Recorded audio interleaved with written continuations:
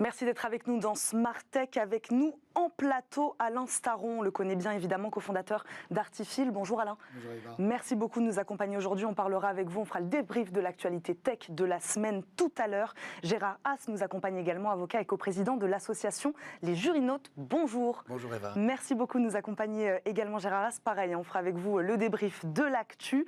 Avec nous aussi en plateau, et c'est ce qui va nous intéresser tout de suite, Franck Lehouet, cofondateur de l'IFEN. Bonjour. Bonjour. Bienvenue dans Smart Tech. Je vous le disais, cette semaine, nous sommes partenaires de la 10e édition de France Digital Day, l'occasion de mettre en avant ces startups françaises qui innovent, comme la vôtre.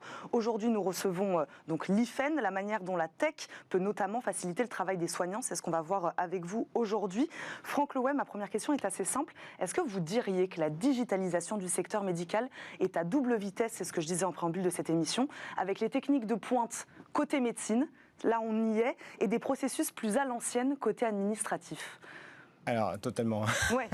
Totalement, je ne sais pas si double vitesse ou triple vitesse, mais en tout cas, il y a, si on compare en fait avec d'autres secteurs économiques, par exemple la banque, qui n'est peut-être pas le secteur qui est non plus le plus innovant, il y a d'autres secteurs qui innovent plus. La banque, ça fait 25 ans qu'on a nos comptes bancaires en ligne. Par exemple, tout le monde, ça ne choque personne. Voilà. Qui a son compte santé en ligne aujourd'hui ? Pas grand monde. Donc en fait, on peut considérer que la santé a au moins 25 ans de retard sur le secteur bancaire. Et ça, c'est gérer la partie visible de l'iceberg, en fait. Parce qu'en fait, la santé, c'est avant tout une science de la donnée. C'est-à-dire qu'en fait, le médecin, il prend des décisions sur la base de données. Donc, il va évidemment interroger le patient, mais c'est une forme de données. Il va avoir des résultats d'examen, c'est de la donnée, etc. Et donc, tout ça, en fait, ça nécessite toute une infrastructure digitale extrêmement sophistiquée pour pouvoir faire ça de manière moderne et appropriée avec tous les outils qu'on pourrait imaginer, l'IA, etc. Et en fait, ça n'existe pas. Et donc, on fait de la santé comme on faisait la santé il y a 15 ans, il y a 20 ans. Et pourtant, on va devoir innover de manière massive dans les prochaines années. Et donc, il y a un enjeu extraordinaire pour digitaliser cette industrie. On va rentrer dans le détail évidemment de la solution l'IFEN, mais c'est-à-dire expliquez-nous comment les médecins ou hôpitaux échangeaient-ils leurs comptes rendus médicaux avant une solution, par exemple, comme la vôtre? Oui, alors effectivement, nous, on a commencé par digitaliser le parcours de soins. Donc, en fait, le parcours de soins, c'est quoi? C'est un médecin qui va donc produire une connaissance médicale. Donc, c'est souvent un compte rendu. Donc, voilà, où il va écrire en fait en texte livre, en fait, j'ai reçu en ce jour Franck Lehouet, nanana, voilà, je vais remplacer la hanche. Voilà. Bon, et ça, c'est envoyé à qui? À l'équipe de soins. Donc, c'est le médecin traitant, c'est un médecin spécialiste à notre hôpital, le patient évidemment. Et donc, tout ça, en fait, c'est la base de la coordination médicale. Et c'était bien souvent envoyé par voie postale, par tout moyen artisanaux, on va dire. Et donc, c'est pas très efficace. Il y a plein d'erreurs d'adressage, il y a plein de courriers qui n'arrivent pas, ça prend du temps, c'est pas rangé dans les bons dossiers, etc. Et donc, nous, on a cherché à digitaliser tout ça pour le rendre déjà beaucoup plus efficace. Et puis, pour pouvoir passer après à la prochaine étape, c'est vraiment avoir une infrastructure digitale de bout en bout qui permet après de débloquer plein de cas d'usage. Vous parliez de données, d'énormément de données. Est-ce qu'on sait combien de documents sont échangés, je ne sais pas, chaque année dans un hôpital? Est-ce que vous, c'est des chiffres que vous avez en tête? Oui, bien sûr. Nous, on équipe 700 hôpitaux en France, Ouais. plus de la moitié des grands CHU, tous les grands groupes de cliniques privées. Et donc, on envoie typiquement plus de 3 millions de comptes rendus médicaux par mois à 130 000 médecins. Donc c'est en fait une grosse partie de la communication médicale du pays en fait, qui passe par nos tuyaux. Donc expliquez-nous alors concrètement en quoi consiste cette solution. Donc d'abord de stockage, c'est-à-dire qu'on prend la donnée et ensuite on la transmet plus facilement. Ce qu'il faut comprendre, c'est que la donnée, elle est produite quand on prend un hôpital par exemple. Ouais. Un hôpital va avoir des centaines de logiciels différents. Et souvent en fait les DSI d'hôpital n'ont pas connaissance de l'ampleur en fait des systèmes informatiques qui sont utilisés. Parce que par exemple, vous allez au bloc opératoire, vous faites opérer par un laser.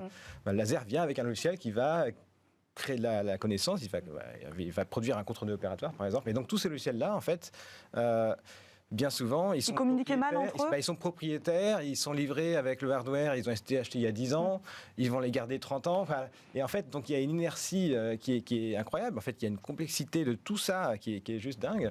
Et donc, arriver à faire des tuyaux qui font communiquer tout ça, c'était complexe. Et donc, c'est quelque chose qu'on a résolu.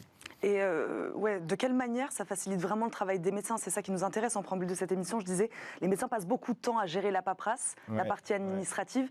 concrètement, combien de temps ils gagnent avec une solution comme la vôtre, et véritablement, est-ce qu'ils ont du temps après à passer avec leurs patients, plus de temps à passer avec leurs patients? Alors effectivement, donc, on agit sur trois leviers. Le premier, c'est on fait gagner du temps aux équipes soignantes. Donc ça dépend un peu des services, etc. Mais bon, c'est assez significatif. Deux, on fait des économies parce qu'ils envoient moins de courriers, c'est tout bête, mais aussi on sauve des arbres et de la planète. Voilà. On économise du CO2, ce qui n'est pas plus mal aujourd'hui. Et trois, en fait, on vient améliorer le parcours de soins parce que c'est transmis en temps réel, de manière digitale, intégré dans le logiciel en aval, en fait. Du coup, il n'y a pas d'erreur. Et puis souvent, en fait, le patient, quand il sort de l'hôpital, le médecin traitant n'avait pas reçu le compte-rendu avant qu'il aille le voir. Donc, en fait, il y a une perte de chance aussi à ce niveau-là. On vient fluidifier tout ça. Et surtout, une fois de plus, c'est vu que tout est maintenant digital, on va pouvoir construire en fait dessus plein de services à valeur ajoutée et donc qui vont vraiment pouvoir faire rentrer la médecine de plein pied dans le digital. Par exemple alors par exemple, là, une des offres qu'on a commencé à déployer depuis quelques années, c'est faire en sorte qu'on puisse faciliter l'intégration de tout type d'innovation, tout type d'application en santé dans les hôpitaux. Donc souvent, en fait, si vous faites une application qui est utilisée dans le cadre du soin courant, donc vous faites du télésuivi, du téléexpertise, que sais-je, il y a plein d'applications qui se créent. Vous avez besoin d'interagir avec les logiciels utilisés par les médecins, parce que vous avez besoin de savoir qui est le patient concerné, vous avez besoin pour des questions aussi de réglementation de conformité, de sécurité, de s'assurer que il y a les mêmes numéros de dossier. Il y a plein de choses comme ça. Et donc en fait, si le médecin en consultation, il doit simplement se loguer sur notre système, créer une fiche patient, en fait, il ne va pas le faire. Parce qu'il n'a pas le temps et il ne sait pas faire, et puis il y aura des erreurs. Et bref, donc il n'y aura pas d'usage, c'est dommage. Oui, votre plateforme, votre interface intégrera directement. On crée un espèce de backbone digital qui permet de synchroniser toutes les données entre tous les producteurs de données, tous les consommateurs de données, et faire en sorte que distribuer une application à grande échelle sur le territoire, chez des dizaines, des centaines d'hôpitaux, des dizaines de milliers de médecins, en fait, ce ne soit pas un projet insurmontable, mais ce soit quelques clics. Et donc voilà, c'est vraiment... on cherche à réconcilier ce marché-là avec l'innovation qui en a tant besoin. En quelques clics, justement, comment le personnel soignant il est formé à ces nouvelles technologies? Est-ce que vous accompagnez cette solution de formation, ou est-ce que c'est effectivement assez simple d'utilisation? En fait c'est assez marrant parce que quand on voit le parc des logiciels utilisés par les médecins aujourd'hui, souvent on tombe un peu sur sa chaise parce que c'est des logiciels qui ont vécu, on va dire. Et donc, quand on amène des solutions qui sont pensées de bout en bout pour l'usage, qui sont modernes, entre guillemets, en fait, on n'a pas besoin d'expliquer beaucoup. En fait, ils comprennent tout de suite l'intérêt et on a un taux d'usage qui est très fort. Donc, en fait, c'est sûr qu'il faut vraiment penser l'expérience utilisateur et se mettre dans la peau des soignants.